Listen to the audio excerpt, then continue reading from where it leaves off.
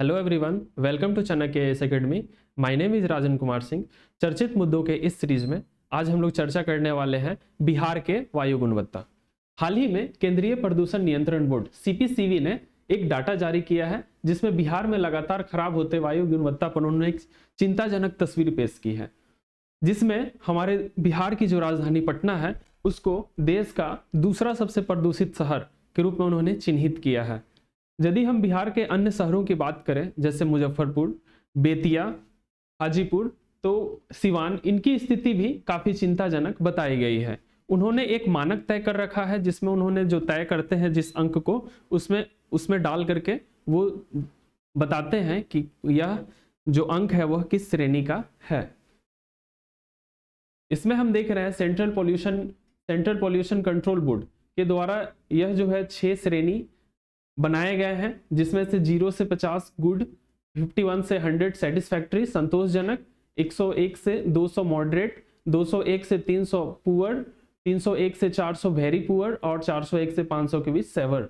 इस तरह से उन कैटेगराइज करते हैं। जो हमारा श्रेणी है बिहार के वायु का वह पुअर और वेरी पुअर के बीच आ रहा है, जिसमें यदि 316 है इट मीन्स हम वेरी पुअर, बहुत खराब स्थिति में पटना की जो वायु है उसको उन्होंने रखा है। अब हम देखेंगे कि बिहार जिसमें इंडस्ट्री बहुत कम है और भी गतिविधि कम होते हैं, फिर भी हमारे यहाँ वायु की गुणवत्ता इतनी खराब क्यों होती जा रही है।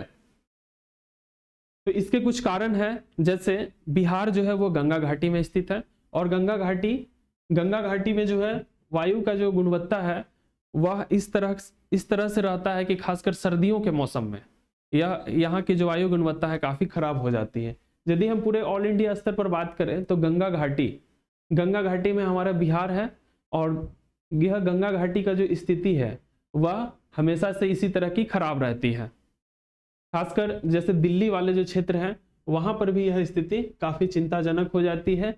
पंजाब से जो वायु है वह पराली जलाने की घटना होती है, जिसकी वजह से यह पूरा गंगा घाटी प्रदूषित हो जाता है।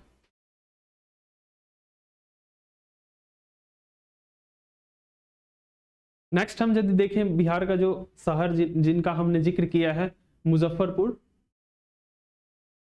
मुजफ्फरपुर, यहाँ वैशाली के अंतर्गत हाजीपुर आता है, पटना, फिर बेतिया जो कि पश्चिमी चंपारण में है, सिवान, इस तरह से यह जो शहर है शामिल है।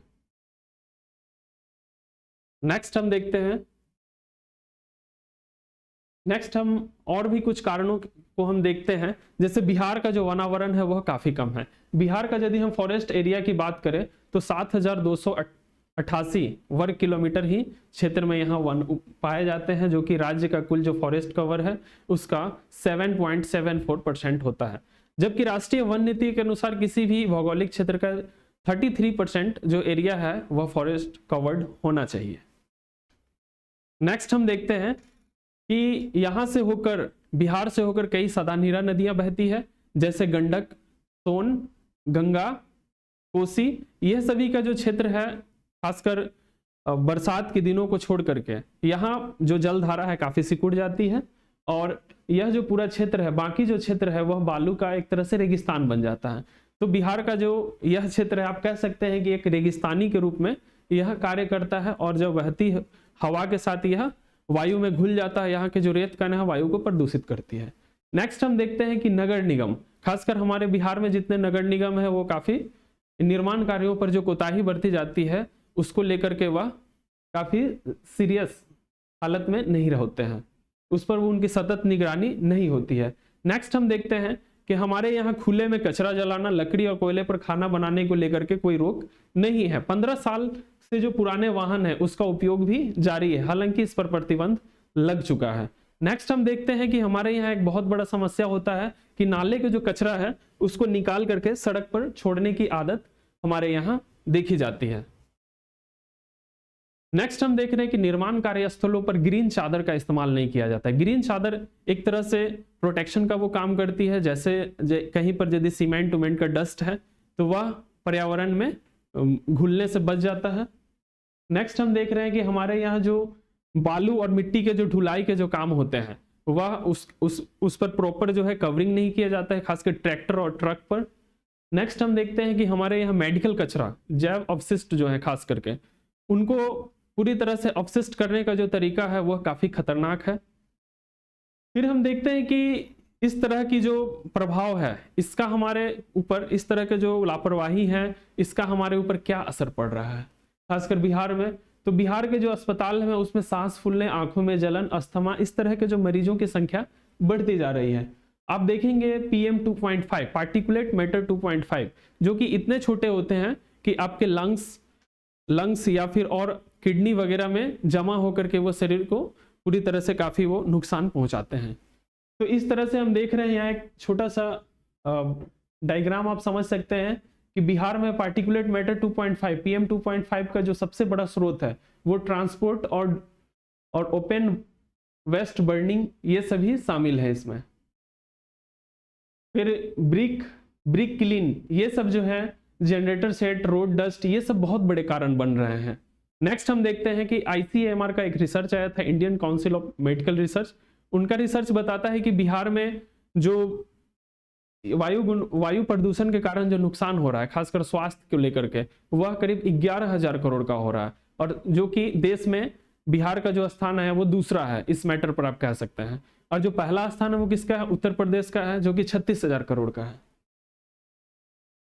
नेक्स्ट हम देखते हैं कि अब तक बिहार सरकार क्या इस पर स्टेप लेने जा रही है या अब तक क्या इन्होंने कार्य किया है। तो सबसे पहले हम देखते हैं कि कार्बन पाथवे क्या है। तो बिहार सरकार ने UNEP, यूनाइटेड नेशनल इन्वायरमेंटल जो प्रोटेक्शन है को लेकर के जो कार्य करने वाली संस्था है UNEP, उसके साथ उन्होंने एक समझौता किया है और इस तरह से जो है लो कार्बन इमिशन के लिए वह कार्य करने जा रही है।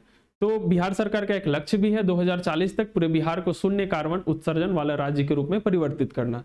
तो इसमें UNEP की भूमिका काफी महत्वपूर्ण होने वाली है। कमेंट में आप जरूर बताएं UNEP का मुख्यालय कहाँ है।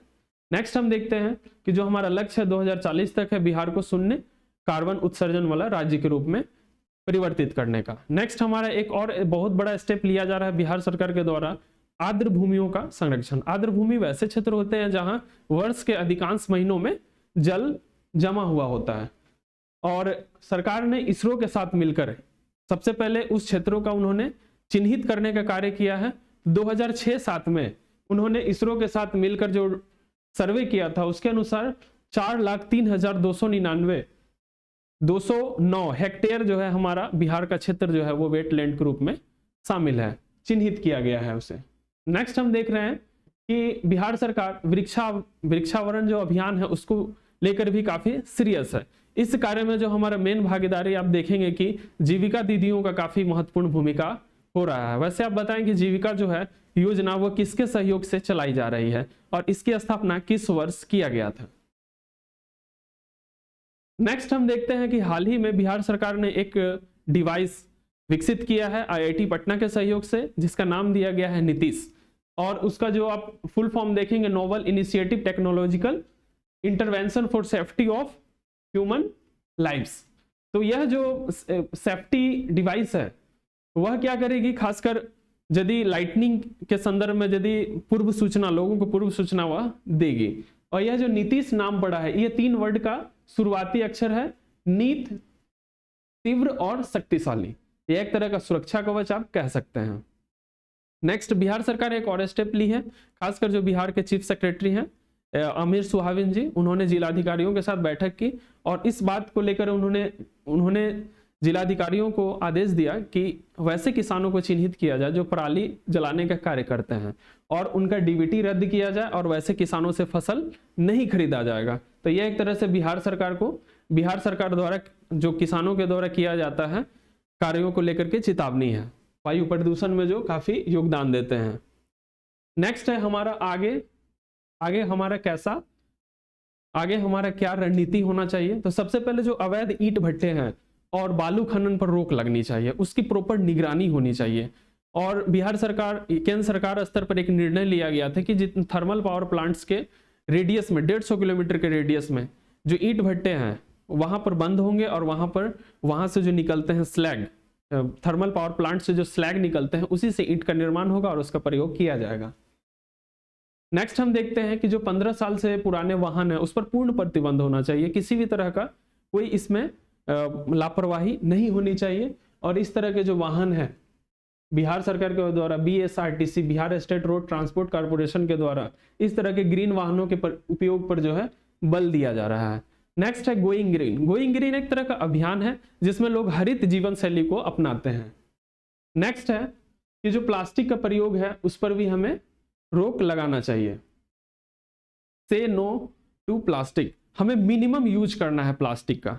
वैसे भी प्लास्टिक आज एक तरह से मनुष्य के लिए एक तरह से दुश्मन के रूप में यह कार्य कर रही है, मानवता का शत्रु के रूप में आप इसे कह सकते हैं।